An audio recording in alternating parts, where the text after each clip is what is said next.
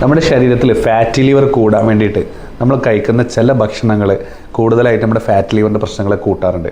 അതിൽ ഏറ്റവും പ്രധാനമായിട്ടുള്ള ഒന്നാണ് ഓയിലുകൾ, പ്രത്യേകിച്ച് പാം ഓയിൽ, സൺഫ്ലവർ ഓയിൽ പോലെയുള്ള ഓയിലുകളൊക്കെയുടെ അമിതമായിട്ടുള്ള ഉപയോഗം. സ്ഥിരമായിട്ട് അത് ഉപയോഗിക്കുന്നുണ്ടെങ്കിൽ അത് ഫാറ്റ് ലിവർ ഉണ്ടാകാനുള്ള ഒരു സാഹചര്യമുണ്ട്.